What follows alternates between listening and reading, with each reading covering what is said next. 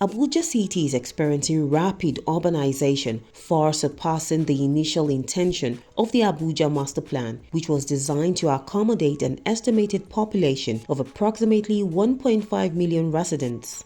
Presently, the Federal Capital City is believed to house well over 3.8 million people, placing an immense burden on the city's infrastructure. The hurried plan in Abuja for Abuja was to accommodate all the civil servants and government offices, institutions that are moving to Abuja. However, there was no actual plan for accommodating other social strata of the population, the low income, the informal sector. Housing, in particular, has been severely affected, leaving a substantial portion of the population susceptible to inadequate and substandard housing conditions. This situation is especially challenging for low-income residents as affordable accommodation continues to move further out of their financial reach with each passing year. Although the Abuja Master Plan does make provisions for different housing categories, regrettably, none of these provisions adequately support policies or housing models that make affordable housing more accessible to low-income earners residing in the city.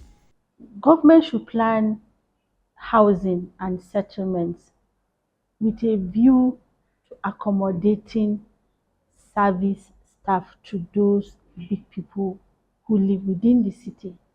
And then so they should be able to provide accommodation for them. The Department of Mass Housing (DMH) under the Federal Capital Development Authority (FCDA) bears significant responsibility for housing delivery in the Federal Capital Territory (FCT). They predominantly rely on public-private partnerships to provide housing in Abuja. This approach is rather straightforward. The DMH allocates lands to developers, who then construct an agreed upon number of housing units on the land, which are subsequently sold to the public.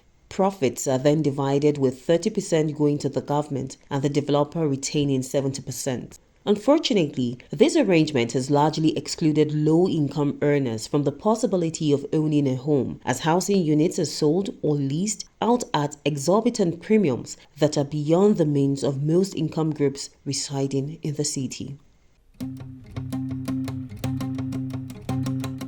Shere community, an original inhabitant settlement, has been part of a resettlement program since 1998, which led to their relocation to their current location.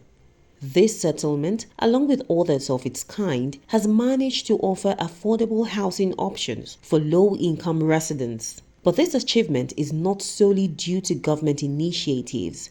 This affordability primarily stems from the informal conditions within these settlements where houses have been renovated but remain unallocated, making them appealing to vulnerable migrants seeking low-cost rents. Despite the government's designation of Shere community as a resettlement area for original inhabitants and its potential to provide affordable housing, Shere community, like similar settlements, has not been fully integrated into the mainstream development of Abuja City.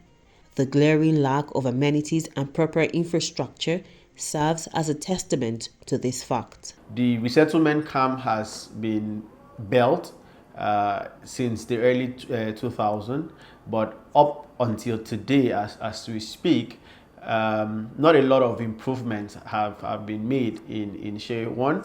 The road leading to Shere community all the way from Mpape is not motorable. Similar communities to Shere exist. These communities are predominantly located outside the Federal Capital City (FCC) and thus do not fall under the Abuja Master Plan. This has inadvertently resulted in unregulated development, with individuals constructing homes at their own discretion without any regulatory guidance. While these may not align with responsible urban planning, these communities have managed to provide affordable accommodations for low-income earners in the city. So we are accommodating. So if somebody comes and says, okay, I should, please, I want to live in your community, because these indigenous communities are the only places that these people can get cheap accommodation.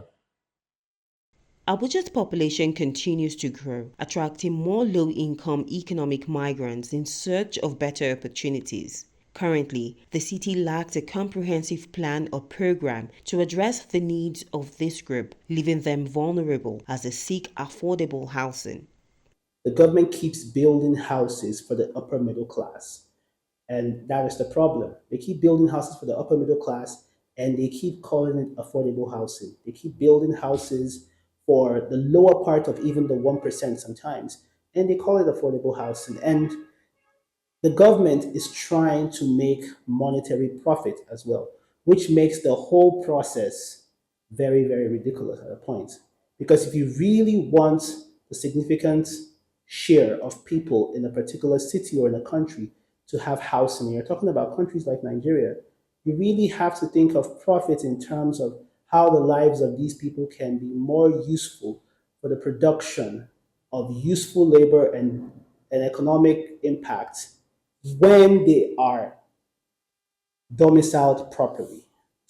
Consequently, there is a significant demand for inexpensive accommodations, primarily within informal settlements and communities, while the formal housing sector appears oversaturated with unoccupied housing units, with very few residents able to either rent or purchase these properties. There are so many houses built by excess developers that are lying there fallow. Nobody's living in them. Rather reptiles. The reason is, if you ask for rent there, they will tell you you may pay 2 point something for 2 years. A civil servant, where will you get 4 million naira to rent an apartment of 3 bedroom or 2 bedroom?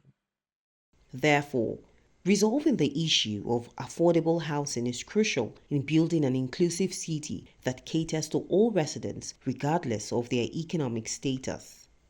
And in a city, for example, like Abuja, 80% of the people in Abuja are live in the informal sector. Their labor is domiciled in the informal sector, and they grow. There's a research by Abubakar who said that the informal settlements grow by 20% every year, and the city center in Abuja grows by 8.32%. And so, if you have those significant numbers, we need to have a housing system that measures up uh, with that tempo. Let government propose or start developing housing plans for the city. If there's a housing plan for the city, we cannot actually identify this zone is for these informal workers, low income earners, and then this is the quality and density of housing we can provide. So you know that this particular area is not just land for low income people or zone of low income, but housing that is provided. And then that one can you can now government can easily now engage private housing developers or housing organizations. There are people whose basic function, or who wants to provide social housing, that's housing for the low income at an affordable price. Now government can liaise with these people and collaborate with them to really develop such housing, but it's beyond just providing land or providing a location.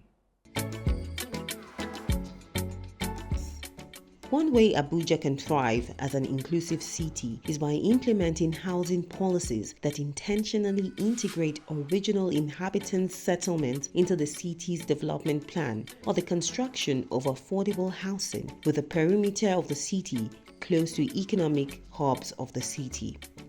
These settlements already serve as hubs for low-income migrants seeking affordable accommodations, and deliberate efforts to upgrade the infrastructure are essential for improving living conditions. Layers are done, we don't consider us. And most of these areas are our communities. Those layers were done within their communities. You see, we have Paduma, we have Guzape, we have Kobe. Go there now, you see a cul-de-sac where a road, good road coming, stop at the point of entering the community. What are they going to do to them? We don't know. They don't have market, they don't have farmland any longer. Urban planning experts have also proposed the mixed income housing model as an approach to inclusive city planning that will provide affordable housing for low-income residents within decent neighborhoods. As Abuja's population continues to expand, the need for affordable and decent living becomes increasingly critical to the city's development. Therefore, an inclusive approach to housing policies presents itself as the best option to overcome the looming housing crisis in Abuja.